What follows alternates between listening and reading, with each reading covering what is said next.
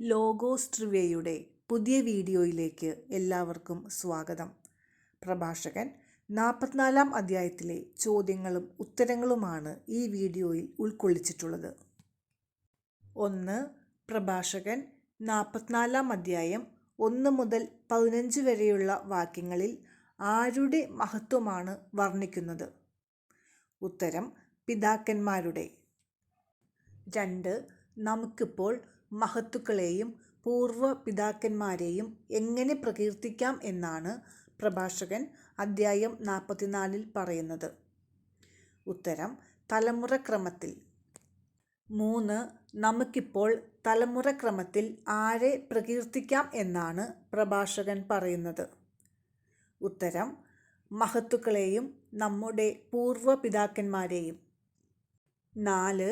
കർത്താവ് ആദ്യം മുതൽ തന്നെ മഹത്തുക്കൾക്കും നമ്മുടെ പൂർവ്വ പിതാക്കന്മാർക്കും എന്താണ് ഓഹരിയായി നൽകിയത്? ഉത്തരം: തൻ്റെ പ്രതാപവും മഹത്വവും. 5. മഹത്തുക്കളെയും പൂർവ്വ പിതാക്കന്മാരെയും കുറിച്ച് വിവരിക്കുമ്പോൾ പ്രഭാഷകൻ ആദ്യമായി വിവരിക്കുന്ന വിഭാഗം? ഉത്തരം: രാജാക്കന്മാർ. 6. മഹത്തുക്കളെയും പൂർവ്വ പിതാക്കന്മാരെയും കുറിച്ച് പറയുമ്പോൾ അവരുടെ ഇടയിൽ കീർത്തിയുറ്റതാരായിരുന്നു എന്നാണ് പ്രഭാഷകൻ പറയുന്നത്? ഉത്തരം: ബലശാലികൾ. 7. മഹത്തുക്കളിലും പൂർവ്വ പിതാക്കന്മാരിലും ജനത്തിന് എപ്രകാരം നേതൃത്വം കൊടുത്തവരുണ്ടായിരുന്നു എന്നാണ് പ്രഭാഷകൻ പറയുന്നത്? ഉത്തരം: ആലോചനകളാലും നിയമപരിജ്ഞാനത്താലും. 8. വിവേകപൂർണമായ എന്ത് നൽകിയവരും അക്കൂട്ടത്തിൽ ഉണ്ടായിരുന്നു എന്നാണ് പ്രഭാഷകൻ പറയുന്നത്? ഉത്തരം: ഉപദേശം. 9.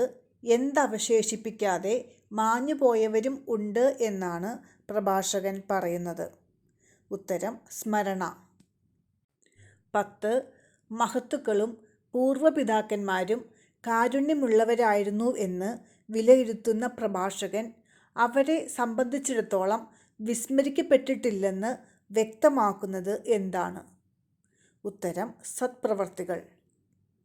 11. സ്മരണ അവശേഷിപ്പിക്കാതെ മാഞ്ഞുപോയവർ എന്ത് ചെയ്തില്ലെന്ന് തോന്നുമാറാണ് മൺമറഞ്ഞത് എന്നാണ് പ്രഭാഷകൻ പറയുന്നത്? ഉത്തരം: ജീവിക്കുകയോ ജനിക്കുക പോലും ചെയ്തില്ലെന്ന്. 12. കാരുണ്യമുള്ളവരായിരുന്ന മഹത്തുക്കളുടെയും പൂർവ്വപിതാക്കന്മാരുടെയും പിൻഗാമികളിൽ നിലനിൽക്കുമെന്ന് പ്രഭാഷകൻ പറയുന്നത് എന്ത്? ഉത്തരം: ഐശ്വര്യം. 12. കാരുണ്യമുള്ളവരായിരുന്ന മഹത്തുക്കളുടെയും പൂർവ്വ പിതാക്കന്മാരുടെയും പിൻഗാമികളിൽ ഐശ്വര്യം നിലനിൽക്കുമ്പോൾ മക്കളുടെ മക്കളിൽ നിലനിൽക്കുന്നത് എന്താണ്? ഉത്തരം: അവകാശം. 14. മഹത്തുക്കളുടെയും പൂർവ്വ പിതാക്കന്മാരുടെയും സന്തതികൾ എന്തു പാലിക്കും എന്നാണ് പ്രഭാഷകൻ പറയുന്നത്? ഉത്തരം: ഉടമ്പടികൾ. 15. ആരാണ് കർത്താവിനെ പ്രീതിപ്പെടുത്തിയത്? ഉത്തരം: ഹെനോക്ക്. 16. കർത്താവിനെ പ്രീതിപ്പെടുത്തിയ ഹെനോക്ക് സംവഹിക്കപ്പെട്ടത് എവിടേക്കായിരുന്നു? ഉത്തരം: ഉന്നതത്തിലേക്ക്. 17. ഹെനോക്ക് എല്ലാ തലമുറയ്ക്കും എന്തിൻ്റെ മാതൃകയാണ്? ഉത്തരം: അനുതാപത്തിൻ്റെ. 18. തികഞ്ഞ നീതിമാൻ എന്ന് പ്രഭാഷകൻ അധ്യായം 44-ൽ പ്രതിപാദിക്കുന്നത് ആരെയാണ്? ഉത്തരം: നോഹയെ. 19. വിനാശത്തിൻ്റെ നാളിൽ ഒഴിവാക്കപ്പെട്ട മുളയായിരുന്നു അവൻ. ആര്? ഉത്തരം: നോഹ. 20. നോഹയുടെ കാലത്തെ ജലപ്രളയത്തിനു ശേഷം നിലനിന്നത് എന്താണ്? ഉത്തരം: ഭൂമിയിൽ ഒരു ഭാഗം. 21. എന്തിനു ശേഷം ഭൂമിയിൽ ഒരു ഭാഗം നിലനിന്നു എന്നാണ് പ്രഭാഷകൻ പറയുന്നത്? ഉത്തരം: ജലപ്രളയത്തിനു ശേഷം. 22. കർത്താവ് ആരുമായി നിത്യമായ ഉടമ്പടി ചെയ്തു എന്നാണ് പ്രഭാഷകൻ 44-ൽ പറയുന്നത്? ഉത്തരം: നോഹയുമായി. 23. പൂരിപ്പിക്കുക. ജലപ്രളയത്താൽ നശിപ്പിക്കപ്പെടുകയില്ലെന്ന നിത്യമായ ഉടമ്പടി അവനുമായി ചെയ്യപ്പെട്ടു. ഉത്തരം മർത്യകുലം. 24 അനേക ജനതകളുടെ പൂർവ്വപിതാവ് ആര്? ഉത്തരം അബ്രാഹം.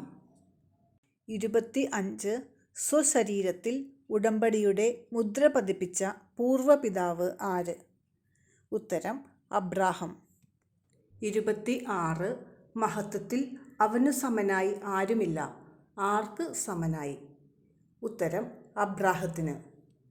27 അബ്രാഹം പരീക്ഷിക്കപ്പെട്ടപ്പോൾ തെളിയിച്ചത് എന്താണ്? ഉത്തരം വിശ്വസ്തത. 28 അബ്രാഹം ആരുടെ നിയമം പാലിക്കുന്നതിനെക്കുറിച്ചാണ് പ്രഭാഷകൻ പറയുന്നത്? ഉത്തരം അത്യുന്നതൻ്റെ. 29 പൂരിപ്പിക്കുക. ഡാഷിൽ അവന് സമനായി ആരുമില്ല. ഉത്തരം മഹത്വത്തിൽ.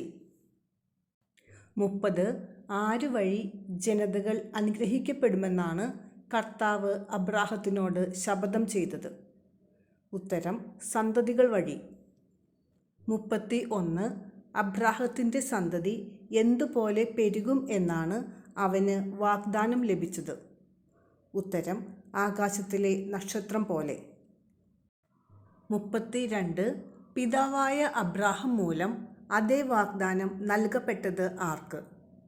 ഉത്തരം ഇസഹാക്കിന്.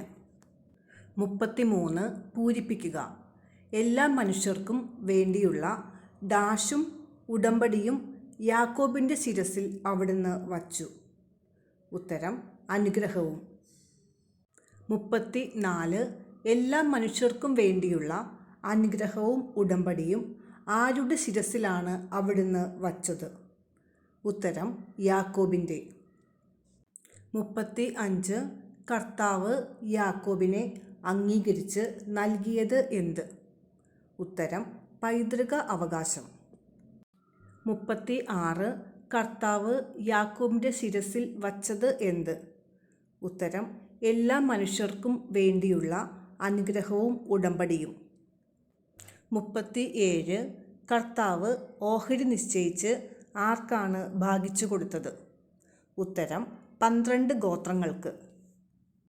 38 പ്രഭാഷകൻ അദ്ധ്യായം 44 എത്ര വാക്യങ്ങൾ ഉണ്ട്?